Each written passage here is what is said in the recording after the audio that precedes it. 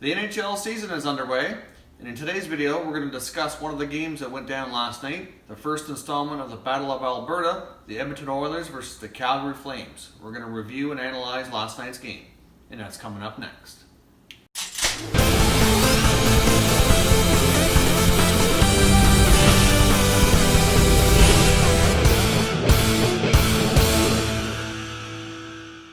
Hey everyone, what's going on? My name is Mike and welcome to Top Shelf Hockey. On this channel we discuss everything NHL hockey. So this is your first time here and you're just browsing through. If you're a huge hockey fan and you want to keep up with all the latest scores, recaps, stats, news, trades, etc., everything NHL hockey all the time, then consider subscribing so you don't miss any future videos. Alright, diving right into today's video, as discussed earlier, we're going to take a look at the first installment of the Battle of Alberta, which took place last night. Edmonton Oilers defeated the Calgary Flames by a score of 3-0. Cam Talbot recorded the shutout for the Oilers, and Mike Smith, making his debut for the Calgary Flames, made 42 saves in a losing effort. I personally thought Mike Smith seemed to play extraordinarily well. I think he had an excellent game, as did Talbot. Obviously, Mike Smith was the much busier of the two goaltenders, but he certainly played extremely well, and hopefully Flames fans were quite happy with his original performance. Obviously, I'm sure they prefer the win and the 2 points, but they need to, I think, be confident that their goaltending issues seem to be heading in the right direction at least. Mike Smith has long been a pretty solid NHL goaltender, and as I've mentioned in previous videos, it'd be interesting to see how he'll play in front of a much better team defense. Obviously, the Flames' blue line should be extremely improved over what he's been used to playing in the Coyotes organization for the last number of years. Moving on to the Edmonton Oilers, obviously Connor McDavid was out in full force last night. He looks to be unstoppable, recording all 3 Oiler goals, the final goal into an empty net. I mean, he is just amazing to watch, and that speed of his is just simply incredible. All of McDavid's goals were largely a result of his speed, and obviously the first goal, some pretty good passing. Him and Draisaitl played extremely well together, and if I were the Oilers, I would leave those two together. I know personally there's been a lot of debate on whether or not Leon Draisaitl plays on McDavid's wing, or does he play center on the second line. Personally, I think the Oilers have enough depth at center right now that they can put him on McDavid's wing. They're quite a dynamic duo. You might be able to argue that they could be the best duo in the NHL this season.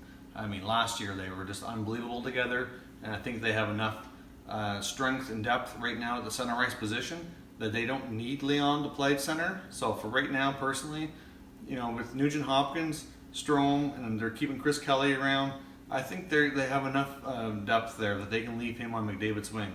Obviously, at some point, if things happen to go, get a little slower, dry up a little bit on the offensive side, which is hard to imagine, but even the great players have off nights or off weeks or whatnot, I think they could consider breaking them up at some point just to kind of shake things up. But I would leave those two run together. I think they would probably be the most dynamic point duo in the NHL, possibly together. There should be no stopping them. So Oilers fans, I think you have a lot to be excited about. Obviously, you start the season off with a Connor McDavid hat trick and a Cam Talbot shutout. The whole team really, for the most part, performed relatively well. I think there's lots of optimism. I know the Oilers have been an early season favorite to probably win their division. A lot of people are picking them to at least have a really excellent shot of winning the Western Conference, and some people are even picking them to go not only to the finals but win the Stanley Cup for the first time in a long time as well. So I guess we'll see. There's lots to be excited about. Will certainly be interesting to see the remaining Battle of Alberta games this year. Calgary Flames, obviously not the result they're looking for.